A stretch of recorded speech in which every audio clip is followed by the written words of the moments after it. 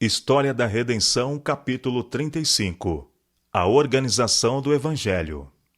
Ora, naqueles dias, multiplicando-se o número dos discípulos, houve murmuração dos helenitas contra os hebreus, porque as viúvas deles estavam sendo esquecidas na distribuição diária. Estes gregos eram residentes de outros países onde se falava a língua grega. Muito maior era o número de conversos judeus que falavam o hebraico. Porém, aqueles tinham vivido no Império Romano e falavam somente o grego. A murmuração começou a surgir entre eles de que as viúvas gregas não eram tão liberalmente supridas como os necessitados dentre os hebreus. Qualquer parcialidade desta espécie teria sido um agravo a Deus, e prontas medidas foram tomadas para restaurar a paz e a harmonia entre os crentes. O Espírito Santo sugeriu um método pelo qual os apóstolos poderiam ficar isentos da tarefa de repartir com os pobres, ou tarefas similares, pois deviam ser deixados livres para pregar a Cristo. Então os 12 convocaram a comunidade dos discípulos e disseram: Não é razoável que nós abandonemos a palavra de Deus para servir às mesas. Mas, irmãos, escolhei dentre vós 7 homens de boa reputação, cheios do Espírito e de sabedoria, aos quais encarregaremos deste serviço, e quanto a nós, nos consagraremos à oração e ao ministério da palavra. A igreja de comum acordo escolheu 7 homens, cheios de fé e sabedoria do Espírito de Deus, para atender os negócios pertinentes à causa. Estevão foi o primeiro escolhido. Ele era judeu por nascimento e religião, mas falava a língua grega e era versado nos costumes e maneiras dos gregos. Foi, portanto, considerado a pessoa mais apropriada para estar à testa e ter a supervisão da distribuição dos fundos destinados às viúvas, órfãos e aos reconhecidamente pobres.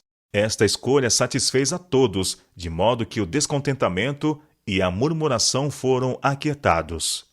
Os 7 homens escolhidos foram solenemente apartados para seus deveres, pela oração e pela imposição das mãos.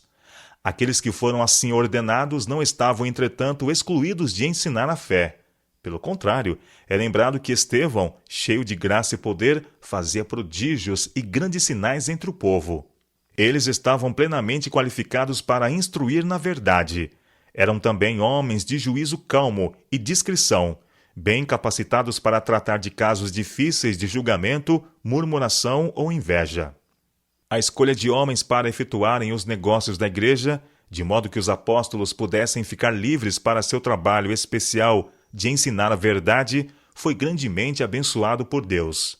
A igreja crescia em número e em poder. Crescia a palavra de Deus, e em Jerusalém se multiplicava o número dos discípulos, também muitíssimos sacerdotes obedeciam à fé. É necessário que a mesma ordem e sistema sejam mantidos na igreja agora, como nos dias dos apóstolos. A prosperidade da causa depende grandemente de serem seus vários departamentos conduzidos por homens hábeis, qualificados para suas posições. Os que são escolhidos por Deus para serem líderes em sua causa, tendo a supervisão geral dos interesses espirituais da igreja, devem ser aliviados, tanto quanto possível, de cuidados e perplexidades de natureza temporal. Aqueles a quem Deus chamou para ministrar em palavra e doutrina devem ter tempo para meditação, oração e estudo das Escrituras. Seu claro discernimento espiritual é diminuído ao entrarem em mínimos detalhes de negócios e no trato com os vários temperamentos das pessoas que se reúnem em qualidade de igreja. É próprio que todos os assuntos de natureza temporal se apresentem perante os oficiais qualificados e sejam por eles ajustados. Mas se são de caráter tão difícil que frustre sua sabedoria,